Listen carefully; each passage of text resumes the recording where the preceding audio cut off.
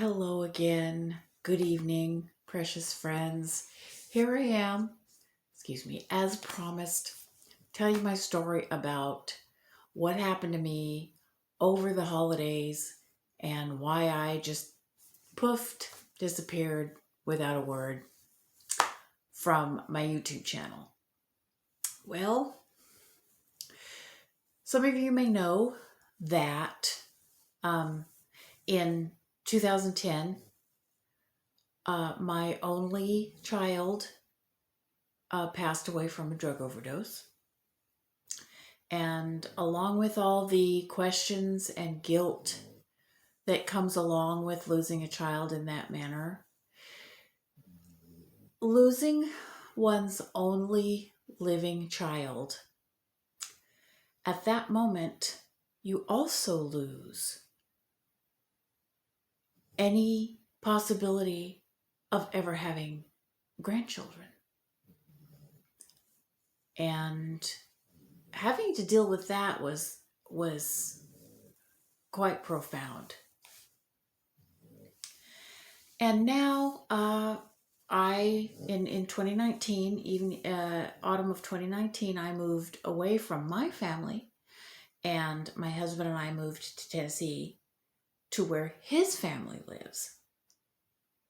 And all in all, it's been a good move for us. I'm glad we are out of crazy California.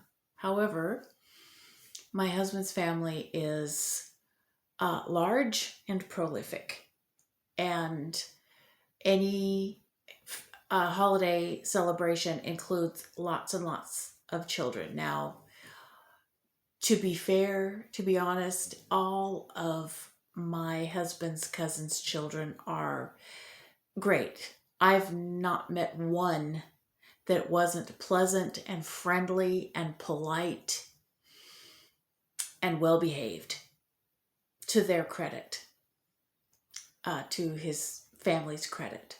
All the kids are a delight, really. And so, but when you're spending the holidays around all these delightful children, and when all of your contemporaries in the family are surrounded by their grandchildren, and you have none and have no expectation of having any, it can create a very unsettling emotional atmosphere. And that adds to this ordinary stress of the holidays. You're supposed to be festive, or you're supposed to be this way. And if you don't feel festive and you don't feel celebratory, you feel pressure to be, and that's stressful. Or if you decide not to be, you feel, you can encounter disapproval, and that can be stressful. So either way, holidays just can be stressful, even for people whose lives are particularly ordinary and don't have these kinds of issues in their past to deal with. But anyway, so on top of the ordinary stress of, grieving, which comes up over the holidays, and dealing with the ordinary stresses of celebrating, on top of that, there was also the fact that I work in retail, and the Christmas season over retail is ordinarily strenuous. And I allowed myself to get into a situation with my work where I was working way more hours than I would have chosen. And I did not think ahead to speak to my boss and put a limit on the amount of hours I was willing to work. And so I found myself in a situation where my work was more strenuous than I would have chosen. I was at the same time grieving, and at the same time struggling to keep up with what was expected of the holiday preparations. And on top of that, feeling guilty because I just wasn't feeling it. So I got in a position where I was really, really overstretched, over thin. And I started using food to cope with it. And all the while, deep down, knowing what I was doing and why I was doing it, and but at the same time telling myself that I didn't know, pretending that I was out of control when in fact I absolutely was not out of control. Everything that I ate. I knew what it was. I knew what it was going to do to me. And I knew that I was going to have to recover from it. And I did it anyway. But at the same time, I denied that. I denied that I'd made that decision. I denied that I was willfully and willingly using food as a coping mechanism and pretending that I was out of control and couldn't help myself. Because realizing that you're doing this on purpose and that you have chosen to use your substance of choice as a coping mechanism when you've already been through recovery, you don't want to admit that. You don't want to admit it. And it was difficult for me to admit it, and I resisted it for quite a while and pretended that I was just out of control and I didn't know what I was doing. And then I would tell myself I wasn't going to stop, and I'm like, you know how to stop. You know how to stop.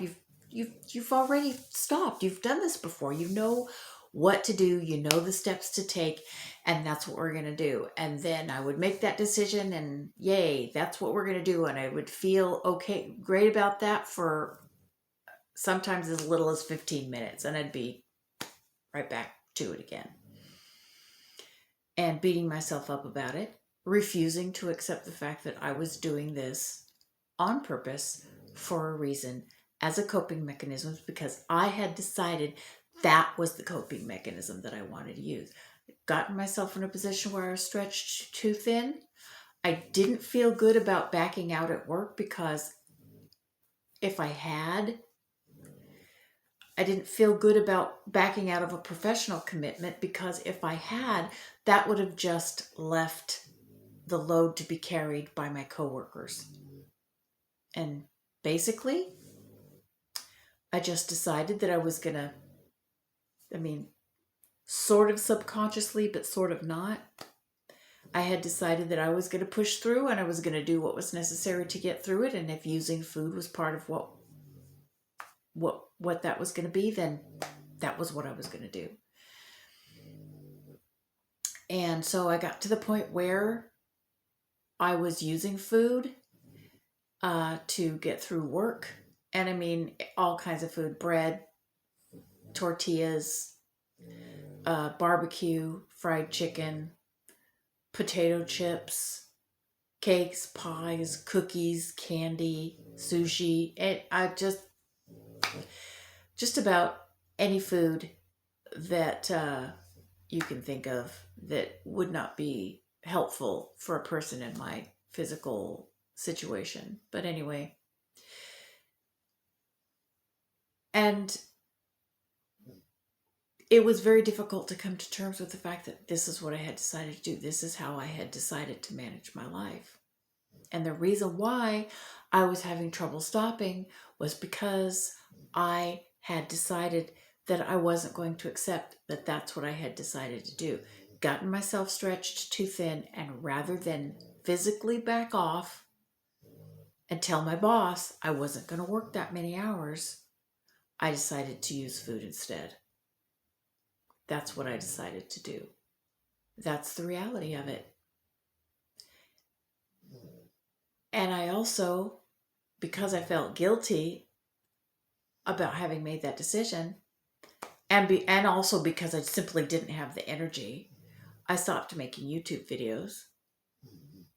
I didn't have the physical energy, and I didn't have the mental energy, plus the fact that I felt guilty trying to talk to people about espousing a low-carb lifestyle and about recovering from food addiction, while at the same time I was behind the scenes using food to deal with my life. And so I guess it was about 10 days before Christmas that I posted my last video. And every day I would tell myself, yes, I'm going to get up and make a video, and then I wouldn't. And then I would feel terrible about it and beat myself up and use up even more of my energy. And then I was on a Zoom call in the group with Pim, and Pim was talking to another group member. And basically, I remember what she said was, if this is how you've decided to deal with things, you're an adult. You're free to decide to deal with your life any way you want to. If this is how you want to do it, why would you bother wasting your energy feeling bad about it? Either decide not to do it or decide to do it, but just decide what you're going to do and be okay with it.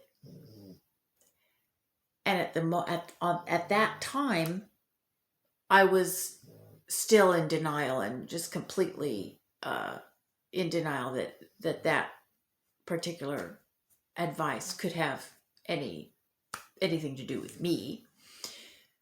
But I guess 4 or 5 days before Christmas, it just hit me like a ton of bricks that, okay, this is what I had decided to do. I got myself in deep. It was a little too deep at this point to get out, but there was only 10 days, 2 weeks left till the end of the holidays. And if this is how I had decided that I was going to deal with the holiday period, then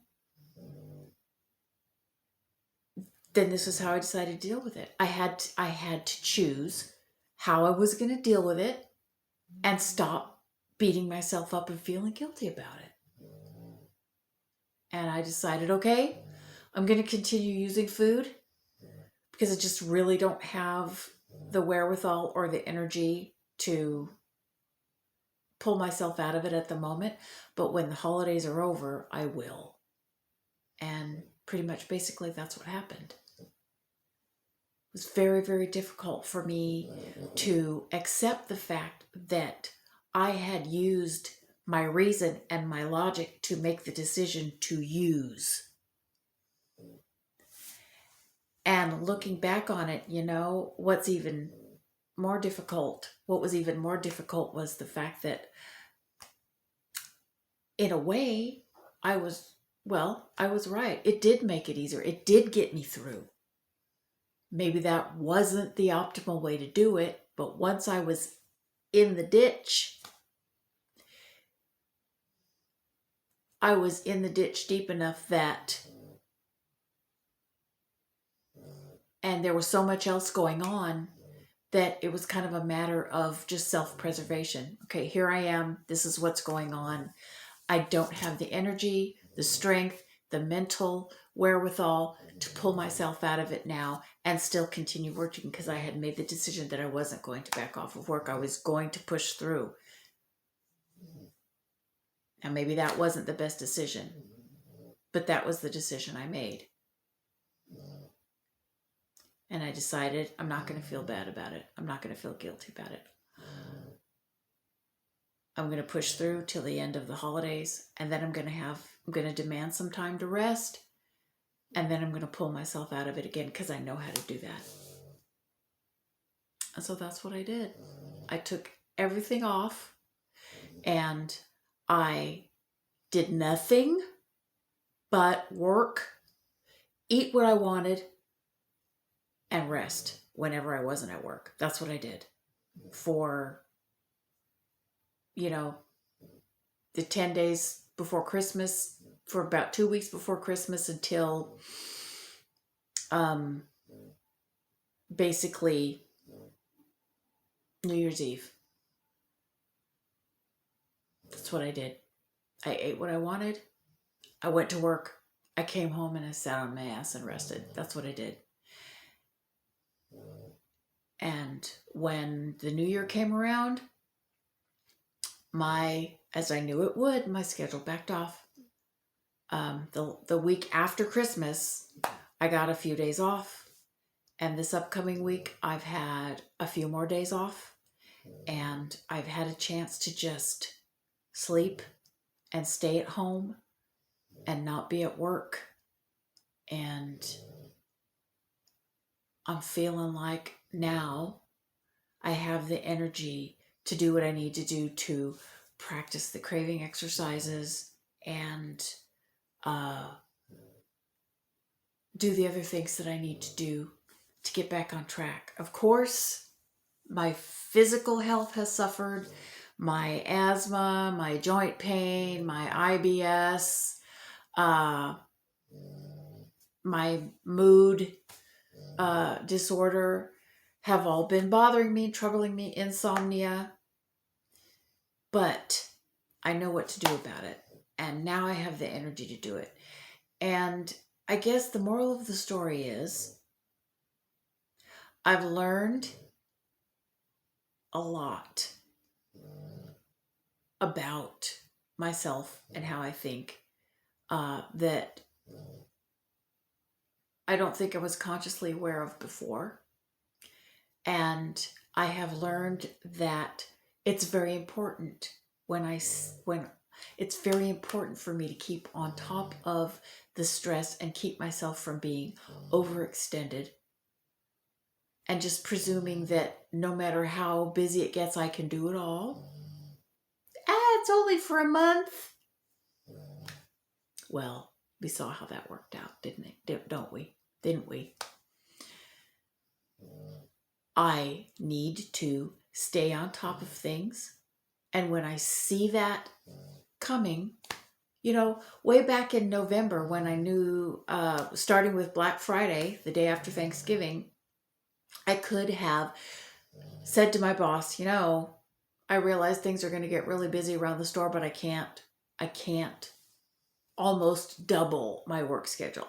I signed up to work part-time, 20 to 25 hours a week, because I have a life outside of work. Retail is not my career, but I don't need a career right now. I work because it keeps me busy and I like the physicality of it and I like having a little extra money to do fun things with. Next year, I'm going to tell him if I'm still at that job, which I probably will be. I don't see any reason to quit. I'm just going to tell him, I'm not working full time. I'm willing to work 20 to 25 hours a week, and that's all I'm willing to work. Because I can't do it. Because I'm not going to get myself in that deep again. Because I knew I could have seen it coming, and I just didn't pay attention, and I'm going to pay attention. This is what I've learned. I need to look ahead and look out make time for myself, for my self-care. And ordinarily I'm pretty decent at that, but I just fell down in that regard these holidays. So I'm going to take it way easier next year, and I'm going to do right by myself, and I'm going to put a limit on my activity, and hopefully, well, not going to say hopefully because I'm going to think positive. I have learned how not to do this again.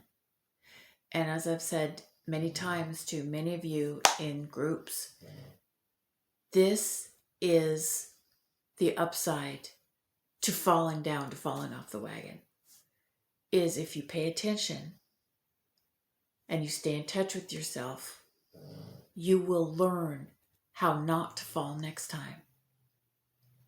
And that's what I'm taking away from this. I don't need to feel bad and guilty and terrible about what I have done to myself, because 1, I know how to pull myself out of it. 2, I know how to recover and regain what I had before. And 3, I know how to avoid getting myself in that hole next time. And that's what I'm going to do. So that's the story. That's what happened. And my plan is to be forward-looking and avoid it, if at all possible, getting myself stretched that thin. Anyway, I hope you found this interesting. I hope you found it helpful. And I love you all. Peace, love, and meat. And my plan is in the next couple days to get back at you with another cooking video. I understand some of you enjoyed that one, as weird as it was, me trying to cook one-handed and hold the phone with the other hand because I don't have any kind of rig. But anyway, I'm going to do it again because people seemed to like it. And we're going to talk some more about self-care and some other things. Love you all. Talk to you soon. Bye-bye.